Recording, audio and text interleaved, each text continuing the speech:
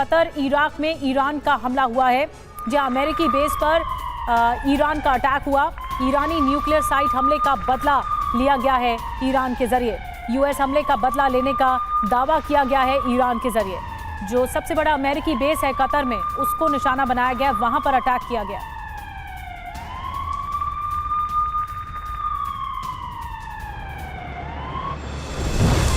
Iran की nuclear sites पर हमले का ईरान ने बदला लेने का दावा किया और ईरान ने कतर और इराक में अमेरिकी एयरबेस को निशाना बनाया। ईरान ने अपने बयान में कहा कि अमेरिकी एयरबेस पर उतनी ही मिसाइलें दागी गई जितनी ईरान की 3 न्यूक्लियर साइट पर दागी गई। आगे भी अमेरिकी हमलों का वो इसी तरह से जवाब देते रहेंगे। इराक के कई इलाकों से भीषण बमबारी की तस्वीरें सामने आ रही हैं। ईरान की ओर से बगदाद में कई हवाई हमले हुए। वीडियो बगदाद के ताजी कैंप का बताया जा रहा है, जहां बड़ा हवाई हमला हुआ और उसके बाद अलर्ट सायरन बजने लगे। अगला वीडियो भी इराक का है, जहां अमेरिकी ठिकानों को टारगेट किया गया। ये वीडियो भी बगदाद में कैंप ताजी बेस का ही है, जहां पर रडार सिस्टम को ड्रोन से टारगेट किया गया, जिसके बाद ताजी कैंप से भीषण आग निकलती नजर आई। हमला ईरान ने किया था।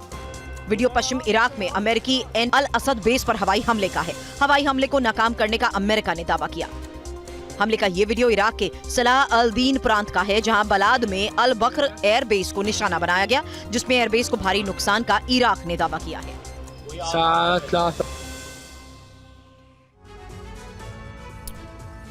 और इजरायली हमलों पर ईरानी हमलों पर इजरायल का पलटवार। ईरान के कई शहरों पर हवाई हमले किए। तेहरान पर ballistic missile attack. Drone attack में ईरानी वैज्ञानिक की मौत हो गई।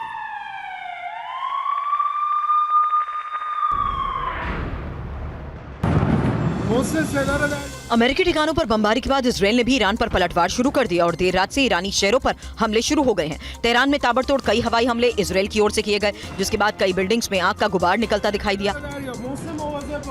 तेहरान को ड्रोन के जरिए भी इजरायल ने टारगेट किया। तेहरान में आईडीएफ के हर्मीज 900 यूएवी का जलते हुए मलबे का ये वीडियो सामने आया है। ईरान का दावा है कि उसने पिछले कुछ दिनों में इजरायल के 5 हर्मीज ड्रोन को मार गिराया है। हमले का ये सीसीटीवी फुटेज तेहरान के एक घर का है। इजरायल के हवाई हमले के बाद घर के अंदर रखा सामान मलबे में तब्दील हो गया। हमले के दौरान घर का सामान तेजी से हिलते हुए दिखाई दिया। इधर उधर लोग भागते नजर आए। तेहरान के फिरदौसी इलाके में ईरान के परमाणु वैज्ञानिक डॉक्टर सदीकी सबर के घर पर हमला हुआ, जिसमें सदीकी सबर की तो जान बच गई, लेकिन उनके बेटे की इस हमले में जान चली गई। हालांकि कुछ ही देर बाद ईरान से ये दूसरा वीडियो भी सामने आया, जिसमें ईरानी परमाणु वैज्ञानिक मोहम्मद रजा सदीकी की हवाई हमले में मौत का दावा किया गया। 12 दिनों तक चले युद्ध के बाद ईरान और इजरायल सीजफायर पर सहमत हुए हैं, लेकिन इन सब के बीच नेतन्याहू ने चेतावनी दी है कि अगर सीजफायर का उल्लंघन हुआ तो करारा जवाब मिलेगा।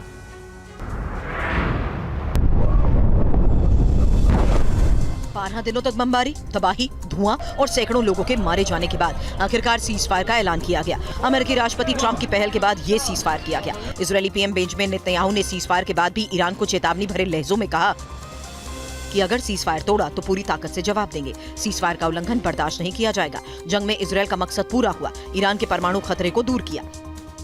ईरान ने भी एक पोस्टर जारी कर कहा कि युद्ध में आखिरी वार उसने किया है। दरअसल सीजफायर के ऐलान के महज 3 घंटे के अंदर दोनों तरफ से मिसाइलें दागी गई। इससे एक सवाल जरूर खड़ा हो गया कि आखिर ट्रंप की बात दोनों देशों ने तत्काल क्यों नहीं मानी। ये ट्रंप की साख का भी सवाल है। बहरहाल अमेरिकी हमले के बाद ईरान के उग्र तेवर और हॉर्मुज जलडमरू मध्य के बंद किए जाने की चेतावनी के बाद अमेरिका बैकफुट पर आया। बताया जाता है कि ट्रंप ने नेतन्याहू और ईरानी ऑफिसर से बातचीत की और इसमें कतर ने मध्यस्थता की भूमिका निभाई।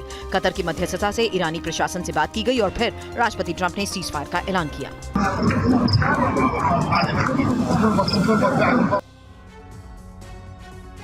और इस सब के बीच ट्रंप ने सीज फायर का दावा किया। नेतन्याहू का पहला बयान इस पर आ चुका है। जी हां, इजरायल ने सभी उद्देश्य हासिल किए। पहले बयान में उन्होंने जो सबसे अहम बात कही अपने बयान में वो ये है। दूसरा, इजरायल ने दोनों खतरों को दूर कर दिया है। तीसरा, एटमी बैलिस्टिक मिसाइल का खतरा खत्म हो गया है। चौथा, तेहरान के आसमान पर आईडीएफ का पूरा नियंत्रण है।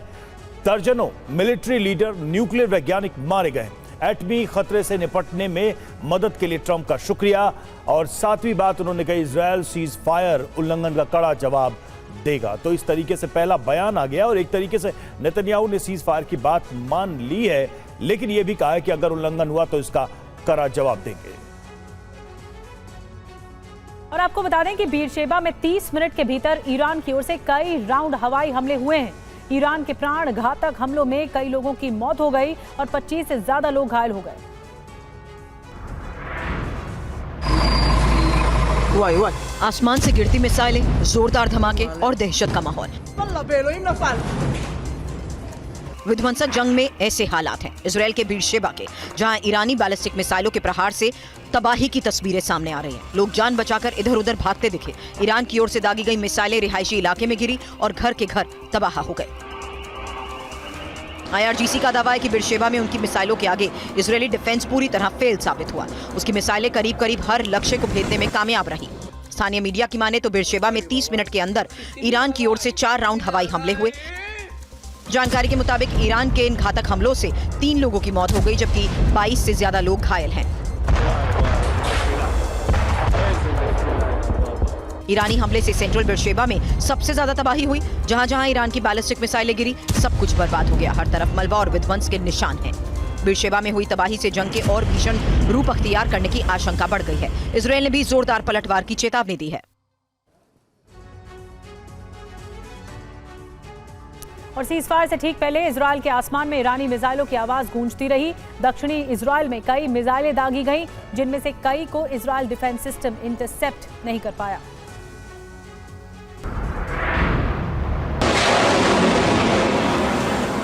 ईरानी हमले की ये तस्वीर आज की है। सीजफायर के बाद भी ईरान के हमले नहीं रुके और देखिए किस तरीके से बीरशेबा में मिसाइल गिरी और उसके बाद तेज विस्फोट के बाद आग का गोला उठा।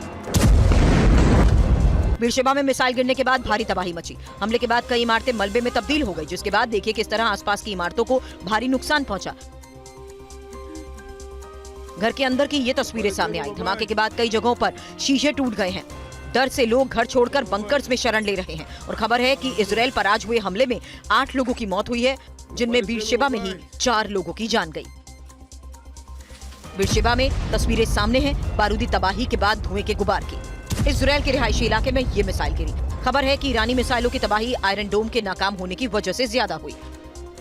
एक के बाद एक कई मिसाइलें दागी गई, जिनमें से कुछ मिसाइलों को ही आयरन डोम ने इंटरसेप्ट किया और कहा जा रहा है कि 6 राउंड हमले किए गए, जिसमें 15 मिसाइलें दागी गई।